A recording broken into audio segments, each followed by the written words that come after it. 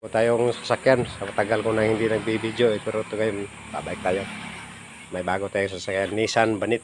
Ayan, pick up. Ang problema nito mga tropa ay walang lakas, walang power. Pinapayod ito, pinadala sa atin dito sa shop. Ngayon, pandarin natin ito kung makikita ninyo kung anong problema nito. Ayan, pandar natin. Ayan o, mandar naman siya mga tropa. Pero problema lang, kagaya ng pako, ayan o. Pagkilan natin, wala o. Wala siyang power, hindi nag-pick up. Pero kung diinan mo, baon mo na, pero baon na, saka pa umakyat yung power. Ayan o. O, nawala na naman. Ayan. Oh. At saka nakikita mo yun sa dashboard, mayroong nagbe-blink. Yan. Yan ang problema niyan sa mga semi-electronics na sasakyan. Wala siyang check engine pero yung nagbe-blink para yan sa kanyang blue flag. Ito yung nagbe-blink pag may problema dito sa kanyang electrical. Yan. Dito kasi yung dapat nakalagay yung kung sa fully electronics, kasi itong ginagawa natin ngayon na sasakyan semi-electronics lang po ito mga tropa. Kaya ito yun ang pinaka problema niya, wala talagang lakas. Dili siya kung pumick up. Kaya ang gagawin natin, kaya yun ang gagawin natin mga tropa, yan mo, oh,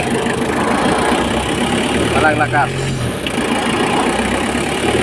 Eh yung iba, mga pag gumawa, iniisip agad andito ang problema sa injector, injection pump, or kaya injector. Kawarin ito, sinasabi sa PCB, ito may problema diyan, pinapalitan kung ano-ano. Ano, walang lakas talaga oh. Oh. Ano ba? Oh. Dili ang lakas.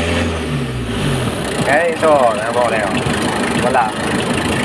At saka ito, pinalitan na nila ng accelerator. Ito, ayan o. Pinalitan na nila, ito yung original. Ang gagawin natin ito mga tropa, tanggalin na niya, assembly na yan. At saka, itong original niya, ibabalik natin dito. Dahil ang problema nito, wala sa makina. Kung di, andyan sa loob na yan ng accelerator assembly. Andyan ang problema. Yan ang tanggalin natin at pakita ko sa inyo mamaya kung ano ang problema. Yan mga tropa. Yan, ito mga tropa.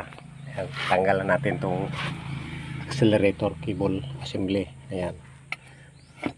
Itong connection na to, ito yung sensor niya sa pedal sensor. Ito yun. Tapos ngayon, connection niya papunta dito. Ito papunta naman to doon sa ECU. Mayroon nga putol siguro to. O ito, mayroon din. Pero hindi siya naputol, nabalatan lang. Ayan. Ayun, tatanggalin natin to. Tapos ito na. Ngayon, papakita ko sa inyo asan ang problema nito. Ayan mga tropa. Nagtabo ni. Ayan. Kita mo to, ito yung silbi, ang pedal niya. Ito yun, ang silbi yan. Ayan. Ito kasi pag hindi to nakakawala, ito hindi to nagre-release, wala, hindi ka rin makaka revolution to. Ito, yan, hindi tataas ang RPM.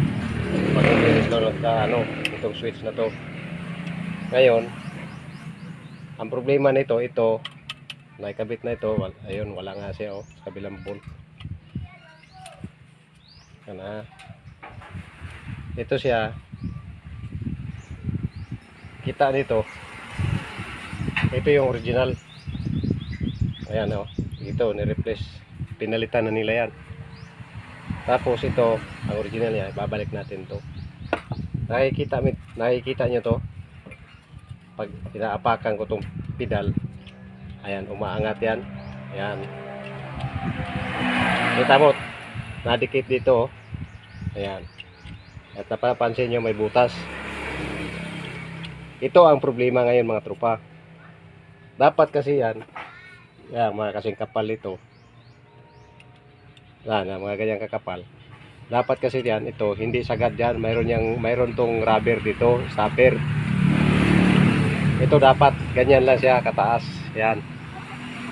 Ganyan kataas. Basta hindi lang didikit dito sa sahig. Kaya nangyayari dahil wala na nga yan. Kasi pag ganyan, walang lakas, delay. So ngayon, gagawin natin, lagyan natin ito ng spacer na rubber. Gagawa tayo. Ayan. Ayan mga tropa. Nakikita nyo yan. Gumawa tayo ng kanyang stopper o spacer. Para ilagay natin dito sa butas na to. Ayan. Dito yan, tingnan mo. Ayan, sa butas na yan. Diyan natin ilalagay. Yan.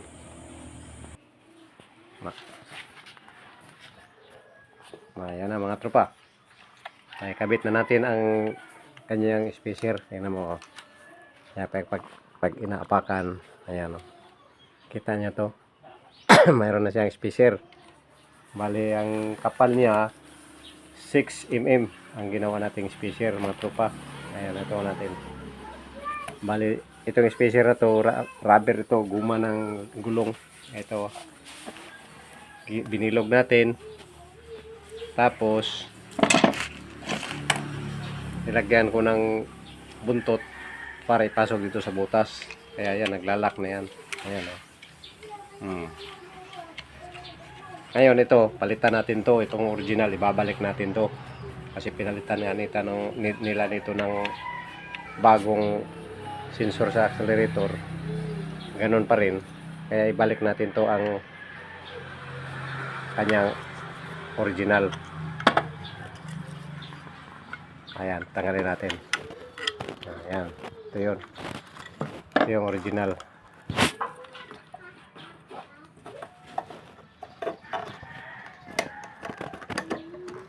Kung nakikita nyo, mayroong adjuster. Ayan o, gumaganyan-ganyan. Ang gagawin natin ito, igitna natin. Ayan, gitna, ayan. Tapos lagyan natin ng bolt. Na, kabit na natin. Ito na yun. Ayan o. Pag inaangat, ayan. Tapos na, ikabit na natin ito sa unit. Ayan na mga tropa, may kabit na natin oh. Ayan. Ayan, subukan natin. Paanda rin natin mga tropa. Ayan.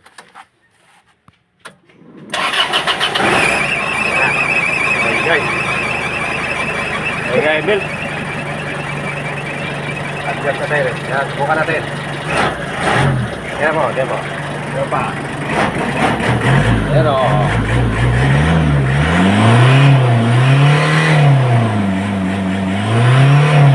Ayan mga tropa. Okay na. Kaya lang gagawin.